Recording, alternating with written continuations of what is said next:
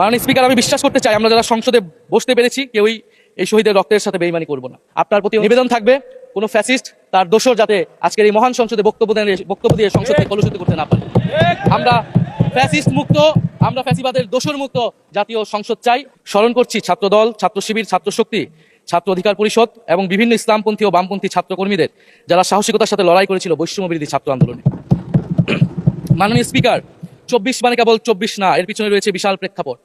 আমি স্মরণ করছি 47-এর আজাদীর লড়াই, 71-এর মহান মুক্তিযুদ্ধ এবং 24-এর ছাত্র জনতার গণ অভ্যুত্থান এবং সকল জাতীয় শহীদকে।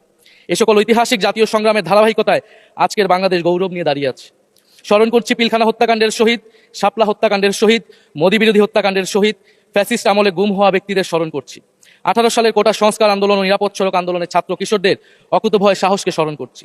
স্মরণ করছি আমাদের ভাই শরীফ ওসমান হাদি, যিনি তার সাহসিকতার মাধ্যমে বাংলাদেশকে একটি ইনসাফ ভিত্তিক বাংলাদেশ হিসেবে গড়ে তুলতে চেয়েছিলেন। তিনি আর আমাদের সাথে নাই। আমরা ওসমান হাদি ভাইকে স্মরণ করছি, শহীদ আবরার ফাহাদ ও শহীদ ফেলানী খাতুনকে স্মরণ করছি, যারা ভারতীয় আধিপত্যবাদের বিরুদ্ধে লড়াই করে বাংলাদেশকে আজকের এই জায়গায় নিয়ে এসেছে। 24-এর ছাত্র জনতার গণ অভ্যুত্থানে মাঠের নেতৃত্বের একেবারে সামনে থাকার কারণে আজকের দিনটি আমার জন্য একই সাথে আবেগের, কষ্টের ও আনন্দের।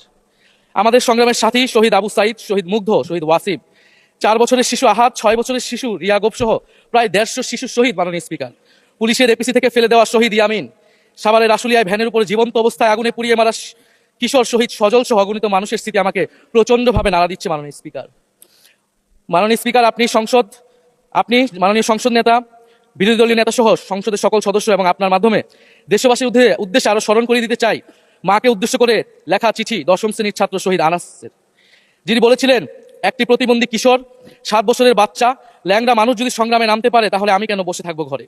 একদিন তো মরতেই হবে, তাই মৃত্যুর ভয় করে স্বার্থপরের মতো ঘরে বসে না থেকে সংগ্রামে নেমে গুলি খেয়ে বীরের মতো মৃত্যু অধিক শ্রেষ্ঠ। যে অন্যের জন্য নিজের জীবন বিলিয়ে দেয় সেই প্রকৃত মানুষ। আমি যদি বেঁচে না ফিরি তবে কষ্ট পেও না, গর্বিত হয়েও জীবনের প্রতিটি ভুলের জন্য ক্ষমা চাই। আনাস তার মাকে এই চিঠি লিখে রাস্তায় নেমে গিয়েছিলেন, শহীদ হয়েছিলেন। মাননীয় স্পিকার, যাদের আত্মত্যাগের কারণে আজকে আমরা এখানে বসে কথা বলতে পারছি। মাননীয় স্পিকার, জুলাই গণ অভ্যুত্থানের সাথে জড়িয়ে আছে দেশনেত্রী বেগম খালেদা জিয়ার সংগ্রাম ও তার আত্মত্যাগ।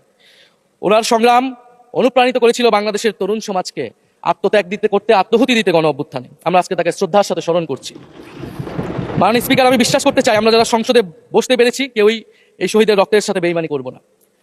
কারণ জুলাই গণ অভ্যুত্থান মানে শুধু জুলাই গণ অভ্যুত্থান নয়, এটি নতুন বাংলাদেশের আকাঙ্ক্ষা। গণভোটের রায় অনুযায়ী আমরা যেমন সংসদ সদস্য, একইভাবে সংবিধান সংস্কার কমিশনের সদস্য।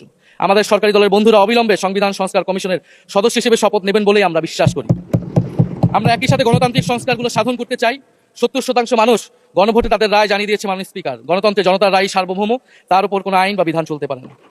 মাননীয় স্পিকার, আমরা বিচার চাই, জুলাই গণহত্যার বিচার চাই, শরীফ ওসমান হাদি হত্যার বিচার চাই, গুম খুনের বিচার চাই, বিগত সময়ে হওয়া লুটপাট এবং দুর্নীতির বিচার চাই। জুলাই মানে নতুন বন্দোবস্ত, গণতান্ত্রিক অন্তর্ভুক্তিমূলক বৈষম্যহীন দেশ। জুলাই মানে আধিপত্যবাদ মুক্ত, ফ্যাসিস্ট মুক্ত দেশ।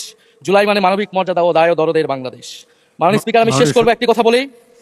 আজকে সবাই এক বাক্যে স্বীকার করে নিয়েছেন যে জুলাই গণ অভ্যুত্থানের শহীদদের কারণে আমরা এই মহান সংসদে বসতে পেরেছি এবং এই মহান সংসদে আমরা সকলেই ফ্যাসিবাদ মুক্ত, ফ্যাসিবাদ বিরোধী লড়াইয়ের সৈনিকেরা এখানে আসিছি। আপনার প্রতি নিবেদন থাকবে কোনো ফ্যাসিস্ট তার দোসর যাতে আজকের এই মহান সংসদে বক্তব্য দিয়ে সংসদকে কলুষিত করতে না পারে। আমরা ফ্যাসিস্ট মুক্ত, আমরা ফ্যাসিবাদের দোসর মুক্ত জাতীয় সংসদ চাই। মাননীয় স্পিকার, আপনাকে ধন্যবাদ। ইনকিলাব জিন্দাবাদ।